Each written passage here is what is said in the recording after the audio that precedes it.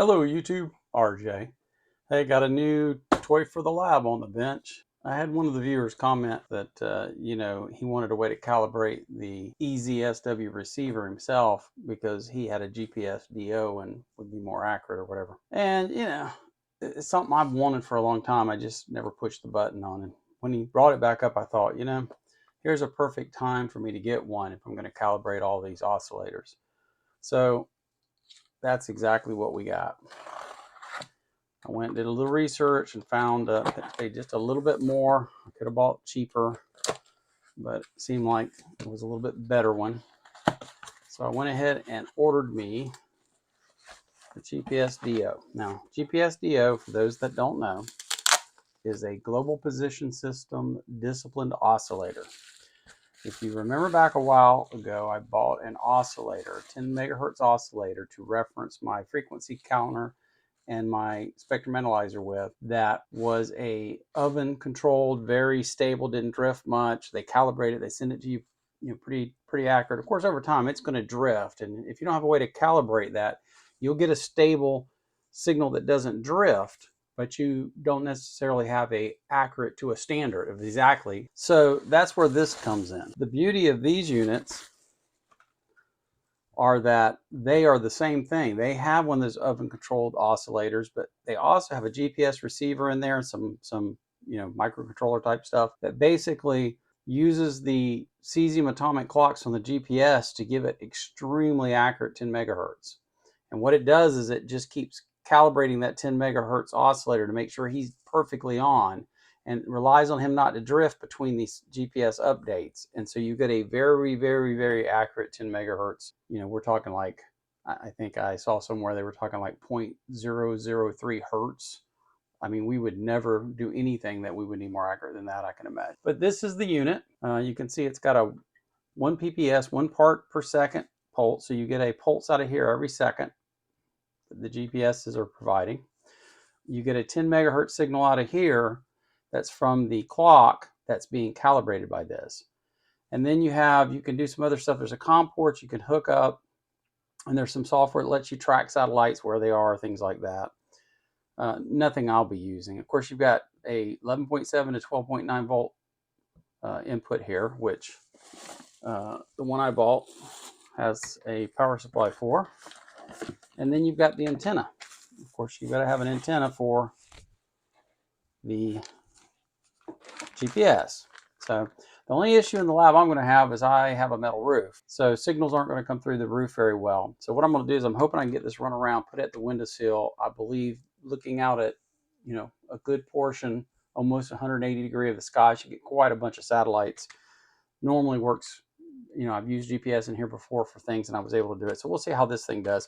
I'm hoping the cable will be long enough. I can extend it if I need to. You have to watch extending too much. The signals will get too weak. But, GPS signals are very weak to start with. So anyway, what I'm going to do is I'm going to go ahead and get this out, and then I'm going to turn around and I'm going to run it around the lab, get it in the windows sill, hook it up, and I'll come back and we can see if this thing will lock on, and we'll hook it up and see what the frequency counter thinks it is. So that'll be interesting.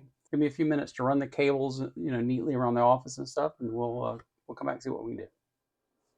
Okay, here's what I've got. I went ahead and run the cable over to the antenna in the windowsill. I run the cable. I had to add a little bit of an extension. I hope that doesn't get me. Hope we can get a GPS lock. I went ahead and hooked the frequency counter up. I'm reading 0 hertz at the moment. I'll go ahead and put that up on the screen where you can see it on my little program.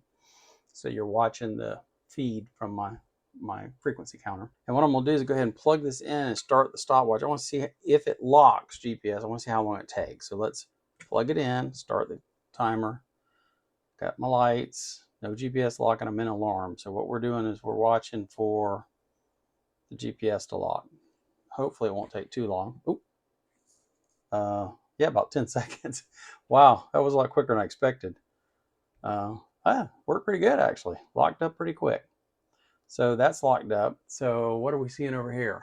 It's not exactly on, is it? But it is drifting up. Let's give it a minute because everything to settle.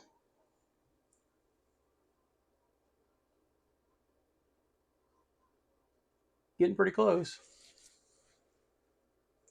course, I had just turned my frequency counter on. Slow down, horse. You're real close. I'm 1 hertz off right now. 2 hertz. Come on. I was hoping to be closer than that.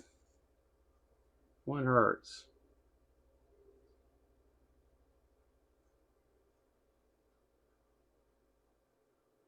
I think I'm going to be 1 hertz off. Hey, that's not bad. So my frequency counter with the external oscillator on it is pretty close. Let me clear my statistics and see. Oh, wait a minute. It's 10 right now. Hey, that's pretty close. Hey, not too shabby. I would have thought that oscillator would have drifted more than that by now. Hey, I'm impressed. This and that are agreeing almost precisely. So, I mean, we know this is going to be very, very close because it's locked on GPS. It's actually using the cesium atomic clocks in the satellites to get its signals. It's doing a little averaging routine with it. So, I mean, this is going to be way, way sub a hertz. So the frequency counter and it agreeing means that the little clock that I'm using for the external is pretty much dead on.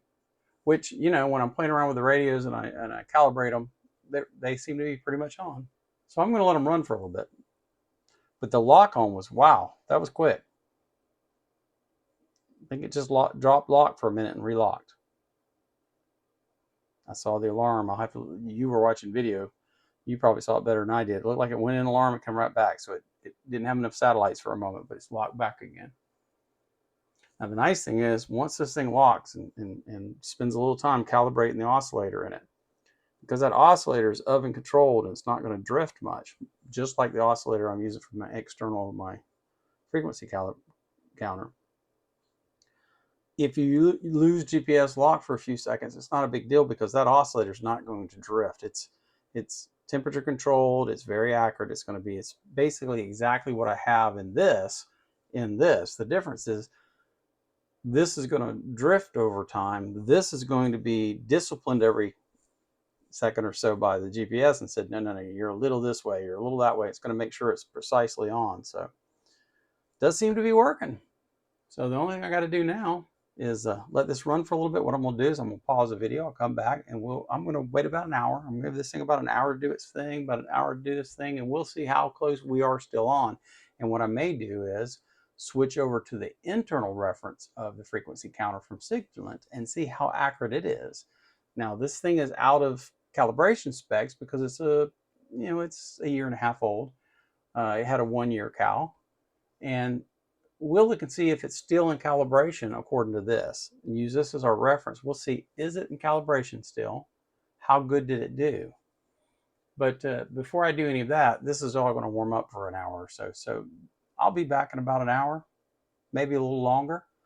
Let everything do its stuff, and we'll see how good Signalent did on their internal clock, and we'll see how I'm doing on that external clock. Okay, we're back. It's been probably an hour and a half or so. Still got a GPS lock. I did find something interesting. I took a cursory look at the video to make sure everything was recording okay, and I noticed something strange. We got something going on with my frequency counter script I wrote to pull frequency. I think it's just a rounding issue. In the previous segment, you probably heard me say, man, it's right on, it's dead on, and you were looking at a count of 1 hertz low, 9,999,999. But I was looking at 10 megahertz exactly on the counter. So I've hooked up this camera over here so that you can see the screen yourself and see what I'm seeing. And I've got the counter recording. I'm going to pop that up and let you see that they're not agreeing exactly. I come back, we're still locked, and we are agreeing 10 megahertz dead on the counter. So I'm going to clear the statistics, and let's give it a quick run here and let's see the statistics and how they look.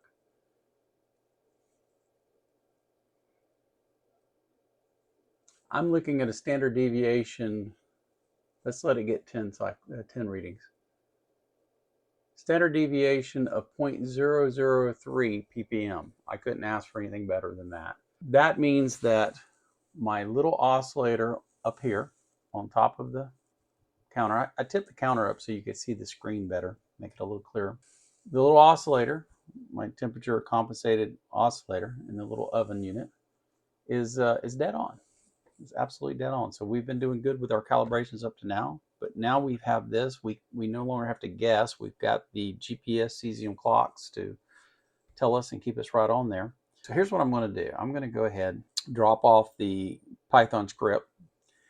Now that I've got the camera showing you the actual counter over here, what we're going to do is we're going to change over to the internal clock, and let's see how accurate my counter is to this with the internal clock. So let me get up to do this, and I'm going to be, well, I can probably do it without getting up, but I'm going to be in your screen here. So let's see if we can get to this. Let's see. I got to remember how to do it.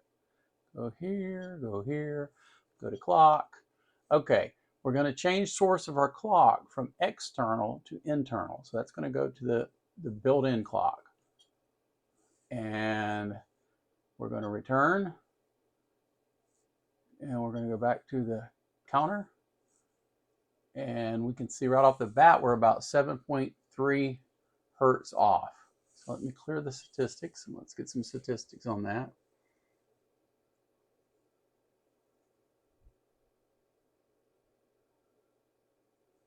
Get about 10 readings, and we'll see where we come out there. Okay, I'm 0.030 roughly, 0.037 now. So, you know, we're 0.3 to 0.4, 0.03 to 0.04 ppms off. So I'm reading about 7.3 hertz off on the internal clock. So that's the difference of this unit internal clock to the external clock. Now I'm going to pause just a minute. I'm going to go pull up the specs and look at the specs of this unit. Come back, we'll figure out, is that within the specs of what it's supposed to be? Bear in mind, we're a year and a half, maybe a little more than that. So be right back. Okay, so I went and looked it up.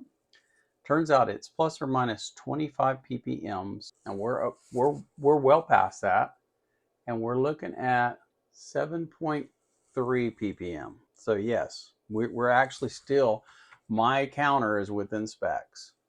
So they expect it to be within 25 hertz plus or minus after a year, and I am 7.2, 7.3. Worst case scenario, 7.4. We're going to look at the max, obviously, but 7.4 ppm. So almost 7.5 hertz out after a year and a half, year and 3/4. So it's within spec. But as you can see, as soon as we go and change the clock back to external and pick up off of our additional clock we added on,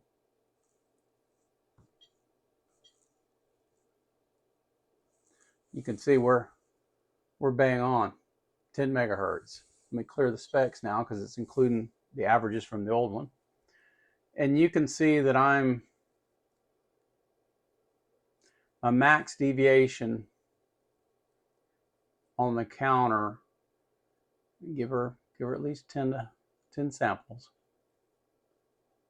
I'm 0.007 ppm. I'm in agreement with this within 0.007 ppm. So hey, nothing we're doing is going to be that accurate. So yeah, I'm impressed. I'm impressed with this clock up here, being that it's still that accurate after this period of time. No calibrations, just doing its thing. And then I like this little unit because when I look at that, I can't tell whether it's dead on. I only know that it's stable, but I don't know how far it's drifted. With this, I can tell where things are exactly. Hey, I hope you found this informative, educational. Maybe you didn't know what a GPSDO is. This little thing I bought, I paid almost $200 for. There are cheaper ones out there, as I said earlier. You can find them cheaper than this. I kind of like some of the specs and stuff with this one, so I went with this one. I spent a little bit more. I also got this from Amazon instead of getting it from Ali. That way I could get it a little quicker and if there was an issue, I could send it back a lot easier. So, and mainly one of the reasons I did that is because I'm kind of stuck on our little easy radio, because I have a whole bunch of parts that I ordered to build this one up so that I would have additional for kits that are stuck in have been stuck for 2 weeks in customs here in the United States. I don't know what the problem is. So I didn't want to just throw more stuff in there. So I went ahead and paid a little more, got it through Amazon, and I'm happy that I did. I'm happy with it. I'll get it in the rack. I'll get it all plumbed up. And from now on, we'll be using atomic clocks to keep everything in sync up here in the lab. So thanks for tuning in. As I said, hope you enjoyed it. It was a little bit entertaining. And, if you'll do me a solid and hit the like, and even do me more of a solid, if you haven't subscribed, which like 97% of the people watch my channel haven't, if you'll take just a moment, hit that button, it'll help me out. I appreciate it. But more than anything, I want to see you in the next video.